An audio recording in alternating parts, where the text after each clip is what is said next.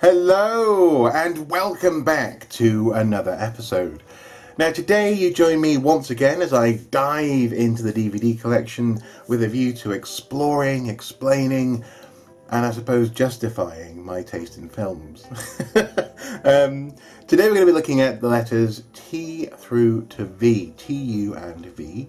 And in the last video you may recall we looked at the word the. And the reason why I had to take the thes out of the T section was very frustrating, but nonetheless I explained that in that video. But before we dive into today's films, I just want to add 4 titles to the collection, which would have been in previous episodes if I'd owned them then. Starting with the Lego Batman movie.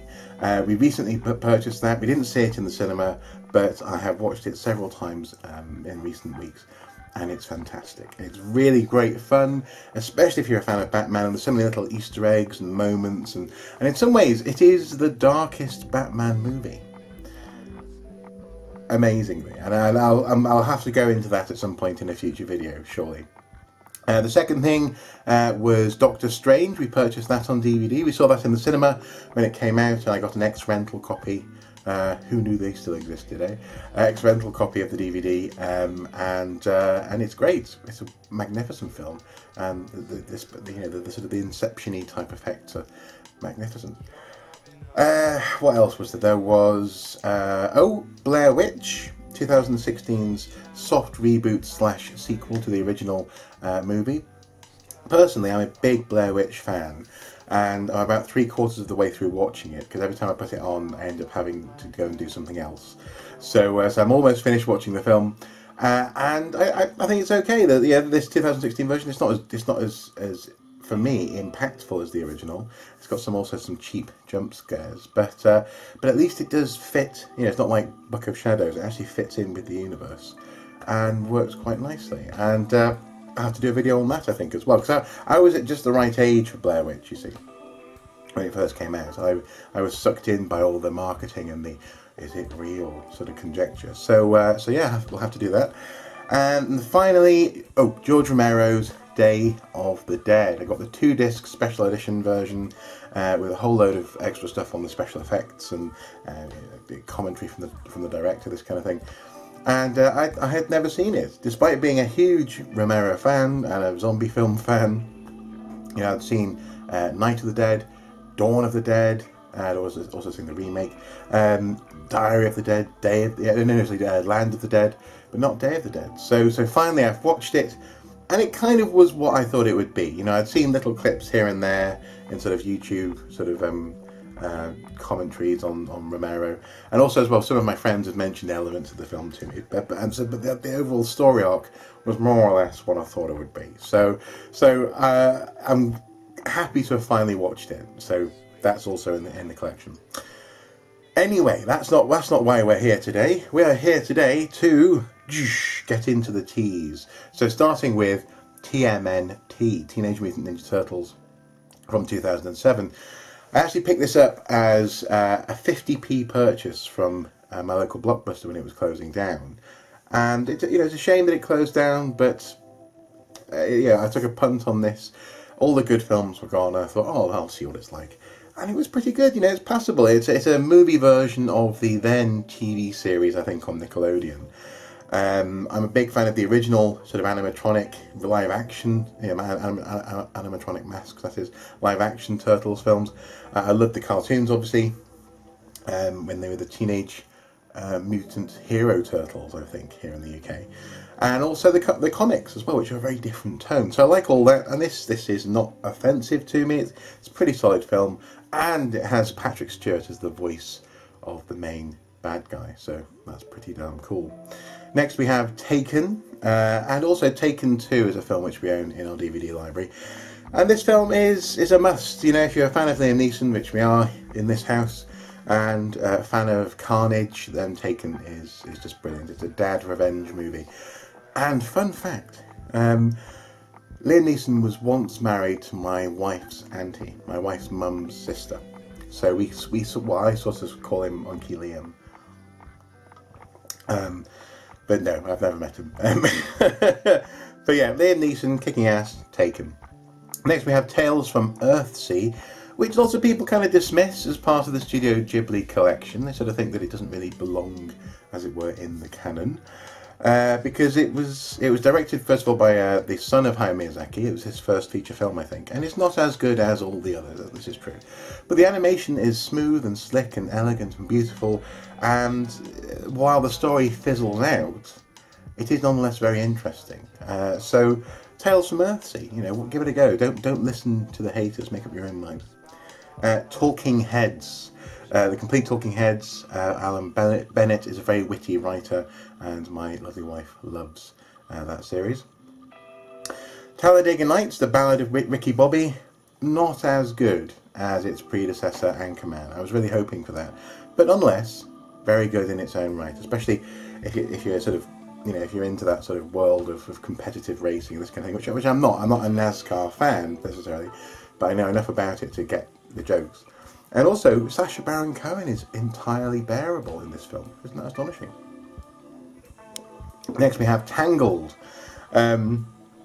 Tangled surprised both of us. We were sort of force-fed it once when I was visiting my brother down south. Me and my wife had to sort of sit there and watch it, because that's their thing. Him and his wife, they collect the Disney films, apparently. And Tangled really was a very pleasant surprise. Fun, witty, a clever take on the Rapunzel story. Yes, okay, it's got that Disney schmaltz at the end, but Flynn Rider is an excellent sort of Nathan Fillion-esque kind of character. So, a good film with an amazing horse as well. Team America World Police is a film which came out at just the right time.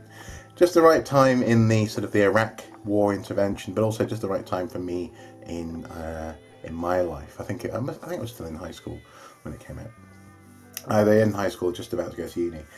And it's just perfect. It's got the Thunderbird style puppets, which was wonderful to see that being redone, but also still has that sort of Trey Parker, etc. sort of humour. So worth a watch if you like South Park, definitely. Tenacious D, The Complete Masterworks, and The Pick of Destiny together essentially are everything you ever need to know about Tenacious D. The TV shows, music videos, the movie itself, and some extra bits and bobs thrown in. Very good, very good. And also, actually, I think I picked up The Complete Masterworks for like, it was like £2 or something. So next we have all the Terminator films and the Terminator Sarah Connor Chronicles. And I'll just sort of go through those. So Terminator, Terminator 2, Terminator 3, Terminator Salvation, Terminator Sarah Connor Chronicles. If only because of some of the sort of the meta Terminator stuff that they throw in there, and also actually, frankly, just some of the humour and some of the big questions that they ask about what it is being a human being. So I think the TV show is definitely worth a watch, and it ended at the right point, because at the end of season 2, spoilers-ish, I guess, they end up at a point in time where you go, how the hell is this going to go anywhere interesting? So I'm really happy that they stopped when they did. Okay, so we've just skipped over the Thus. So there's the young Victoria at the top there, and the next film is There's Something About Mary. Very much a film of its time, very much I don't know, is it a classic comedy of its time? It's certainly a comedy of its time, and so I own it. For me, the Farrelly brothers, in one of their best moments, I guess. This Means War is by the director McG, and McG actually made Terminator Salvation as well. And they're both similar in some respects. They both have fascinating premise. On the surface, they look very interesting, potentially quite intricate. But then you start to scratch the surface and it all kind of starts to melt away. And this is even more so with This Means War. It could have been better, especially with Chris Pine, Tom Hardy, and those two very different personalities fighting for the interest of is it Reese Witherspoon, I do believe. They could have been so much more interesting, and it just wasn't, sadly. This is Spinal Tap. Yeah! This is Spinal Tap is excellent. And in fact, the whole body of Spinal Tap work is brilliant. The first time I watched This is Spinal Tap, I wasn't sure if it was real or not. And that's the line that they walk all the way through their sort of their comedic rock career. And on top of that, the music is great. Stonehenge. Thor, Tales of Asgard. A fairly solid animated DVD. Thor the Dark World. Not the best of the Thor movies, kind of like Iron Man 2 in that respect. But it has some good Thor canon in there, if you see what I mean. You know, we learn a bit more about Thor and where he comes from. Three Kings. This is a film I'm yet to watch. I keep on having this film in my DVD collection and I just haven't watched it yet. I don't know why. Time Cop. Yeah. Timeline is a funny little film. It's based on a Michael Crichton novel, like the author of Jurassic Park. So in that sense, you go, oh, this could be interesting, but it's not Jurassic Park at all. No, but it stars Paul Walker, Gerard Butler, and Billy Connolly. So if you think that sounds like fun, which it is, give it a go. Tinker Tailor Soldier Spy. I saw this film in the cinema when it first came out and it completely just blew me away.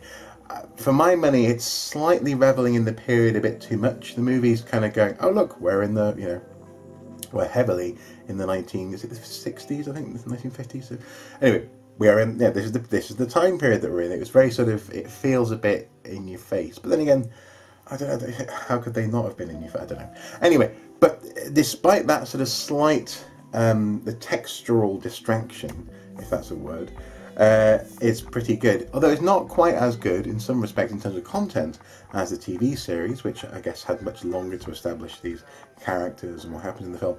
And also actually the TV series that follows Tinker Tailor Soldier Spy, Smiley's People, where Alec Guinness again just knocks it out of the park as Smiley. So a great film, but if you like it, try the TV series, which we do have. For some reason it's not in the library here. Tintin, the collection of adventures of Tintin. That's a fairly bad English, but the animated collection or the animated adventures of Tintin it's all the serials I used to watch on Saturday mornings on cartoons, as cartoons. Sorry. Very faithful, I guess, to the books. Certainly more faithful than the film that we saw on the big screen a few years ago. And a heck of a lot of fun. I love Tintin. Go and watch my video on Tintin if you want to know more. Tintin et Moi is a documentary that came with this box set when I first purchased it from HMV in Chester. Yeah, several years ago now. Titanic. Oh, this is a film that I remember seeing in the cinema. I remember at the time people seemed to know that this was going to be, no pun intended, a Titanic experience. And it did. It went on to be one of the most watched movies of all time. Is it cheesy? Yes. Does it age well? Not necessarily. Why do I have it? I have it because I kind of enjoy it. It's a bit of a guilty pleasure. And it's just, is it wrong to say it's fun? In so much as the ride that you go on is quite exciting, if you see what I mean. And of course, yes. When I was a teenager, Kate Winslet was fascinating to me. To Catch a Thief, classic film. To Kill a Mockingbird, another classic film. It was one of those black and white movies that just grabbed me even as a kid. I couldn't not watch it when it was on. Such a brilliant performance from everyone, actually. Everyone, the kids, the adults, everyone in that film. Brilliant.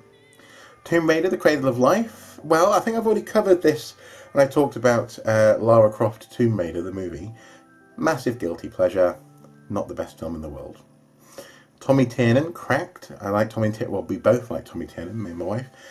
Brilliant Irish comedian. This is one of his hour-long shows. Total Recall. Yes.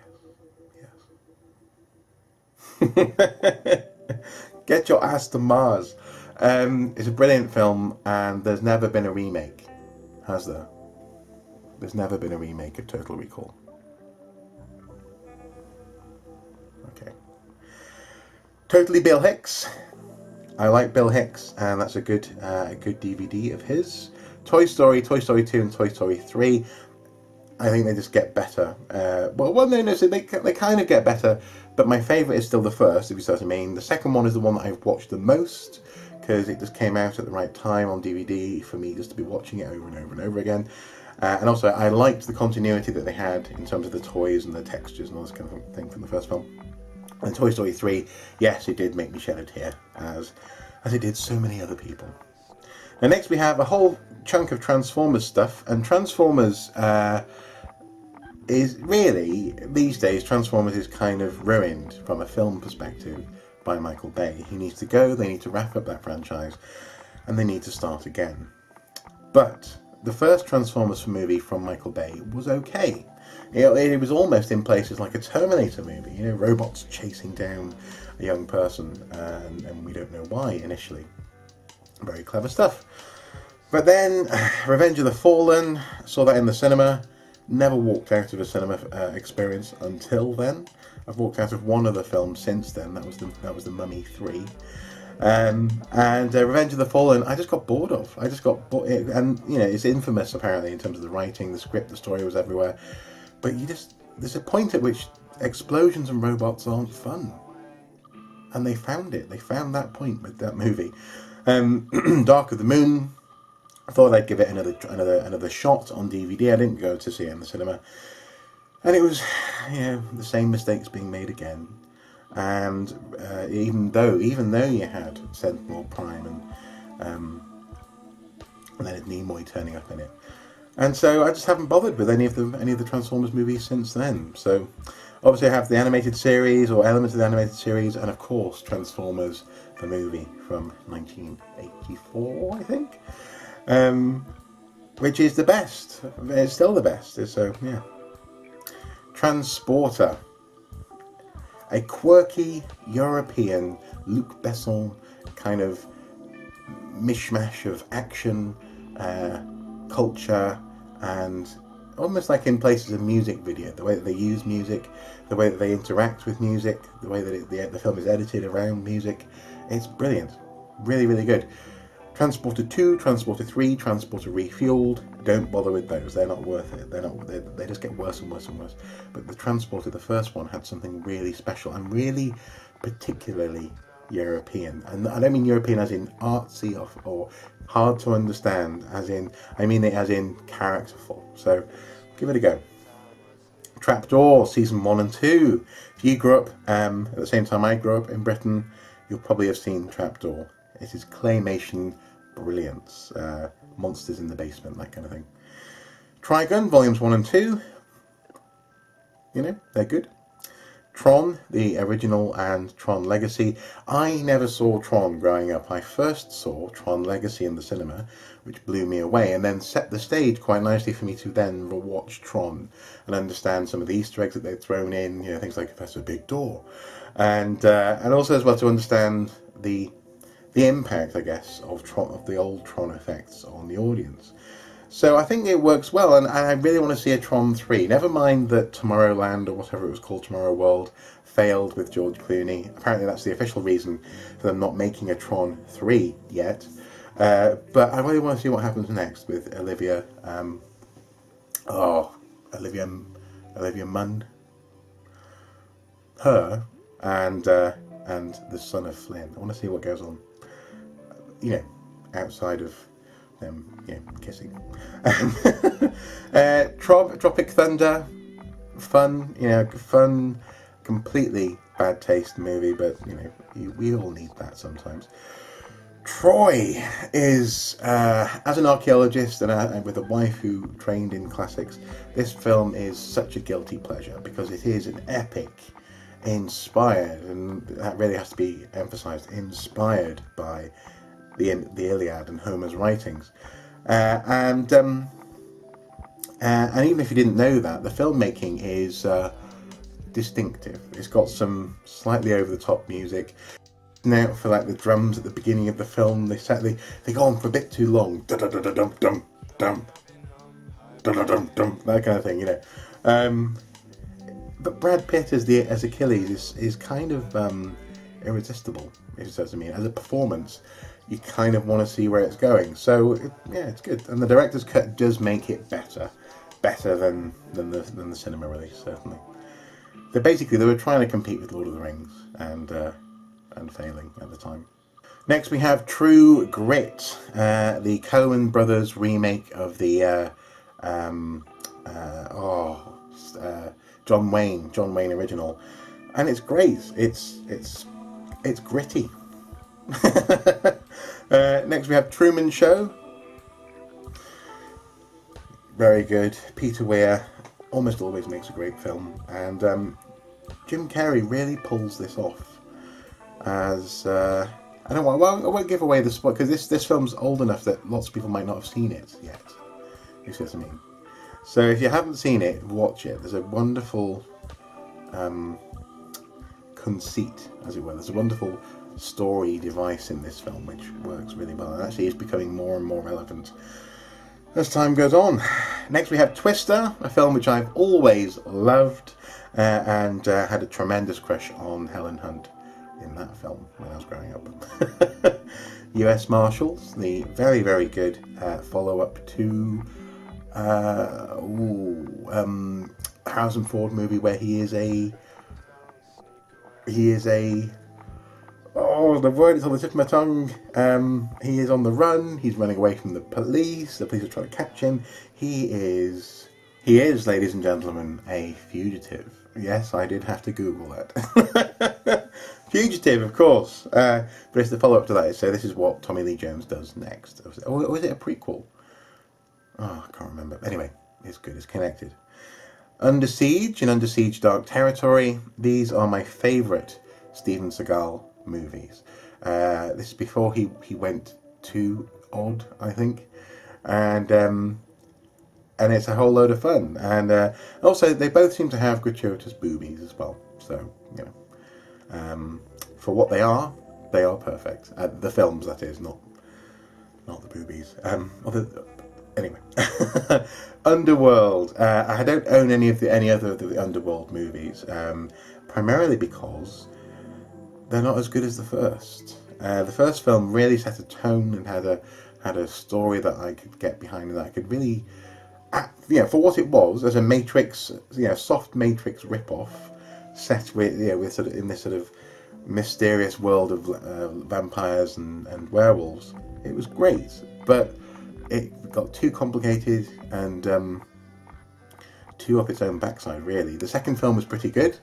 The third one, I think that was the prequel, was also pretty good. I like that. But now it just seems like Kate Beckinsale just kind of rolls these out every couple of years as a cash cow, really. And it's a bit of a shame, because they had something there, definitely.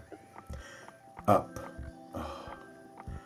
Up is such a brilliant Pixar animation, and crucially, kills you in the first 5 minutes when they, as they're showing you the relationship between is it Frank or Charles and his wife, from meeting as young children to and then from there it's just magnificent.